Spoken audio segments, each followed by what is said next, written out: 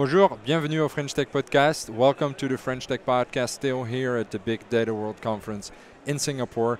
Very happy to introduce you to Tom from HoloTracker. Could I please ask you to introduce yourself quickly? Nikolai, pleased to meet you. HoloTracker is an app to capture behavior in the classroom. Teachers constantly see kids behaving in a way that reflects the acquisition of skills and character, and HoloTracker enables capturing this information. That's very interesting. I have a small child who is in a classroom every single day, so I know that capturing some of that behavior can be essential to educating that child in an efficient manner.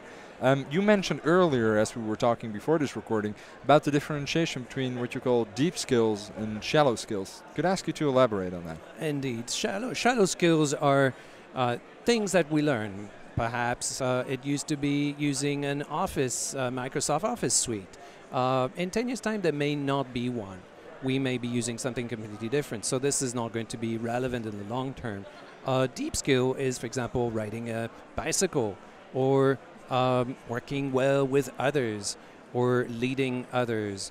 And these are the deep skills. They remain relevant in the long term, and they become a part of you, of who you are. Who you are as a person outside of that classroom, outside of that educational context. Yes, it's who you describe yourself as. I am a resilient person. I'm a leader of people. I am a good team member. Right. I'm supportive. This is how we self-identify. And these are fundamentally skills that we need to grow in young people for them to become effective in the 21st century. It's funny that you should mention that, in the 21st century, because we're sort of at a pivot point, right, in our development. We're in a time where technological development is going extremely fast. We're in a time where some people say that artificial intelligence will soon take over many of our jobs, many of the ways in which we define ourselves through our daily activity. Do you think that developing deep skills rather than shallow skills is essential to remaining future-proof? Absolutely. So shallow skills are essentially going to be replaced anytime by artificial intelligence, by IT. We will no longer need to, as we no longer need the sliding rule, we will no longer need humans to do the computational thinking that computers will take over from us. We will need, on the other hand, minds that are capable of breaking the mold, of thinking differently, of combining completely and unrelated areas of knowledge to move the ball forward. And these are the skills that we need to instill in the next generation. So it's not about learning how to do something in particular, it's about opening up a broader set of skills to do something more complex that will serve you for your entire lifetime. Indeed. I like the pizza dough analogy. Pizza dough analogy. Yes, it's you imagine that you have a little bowl of dough, and you enlarge it, and you constantly grow it, and it becomes bigger and bigger and bigger. And this is what we need to do as educators. We need to broaden the skill set, widen it, while remaining, well, keeping it balanced. And this is what HoloTracker is seeking to assist teachers in doing. So you're assisting teachers in doing that by observing behavior of children in the classroom, right? How do you correlate those behaviors that you observe to the acquisition of what you call deep skills? So, as I like to use the Socratic analogy, the observable behaviors are really the shadow on the back of the cave of our mind. We cannot scan a brain to determine if a child is resilient, if they are creative, or they show deep empathy or moral reasoning. That's not visible through any instrumentation that we have. We can only see that embodied in their behavior. We can only observe that when it happens. And it keeps happening.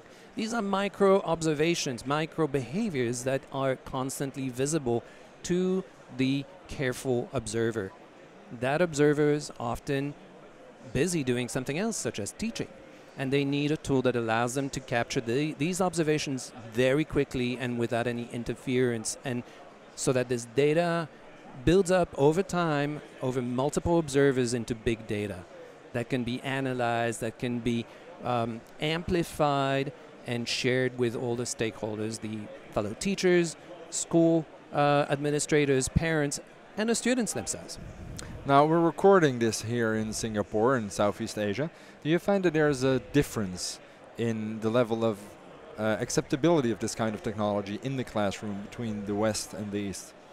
I find that Singapore is particularly open and on point. Singapore has nothing to prove when it comes to academic achievement.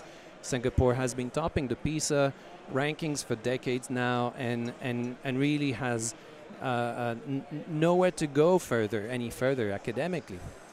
However, we all know that Singaporeans need to grow more broadly. They need to develop these 21st century skills of creativity and resilience and teamwork and many others. And the Ministry of Education and power to the Minister who announced last year that holistic development would take precedence going forward in the development of education. Singapore is making great strides to charge this new territory, and we are seeking to assist it. So we are piloting in a few schools in Singapore already. That's very interesting, and I think it's very interesting that your technology makes it easier to quantify the progress that can be made on these fronts, right? That's right, and when we say quantify, we need to be a little bit careful. The data that we collect is not objective data; it is subjective. This is not like a set of temperature gauges in an engine. Right. It's more the sort of data that Google collects when you're active online. In and of itself, no particular data point or behavior means a lot.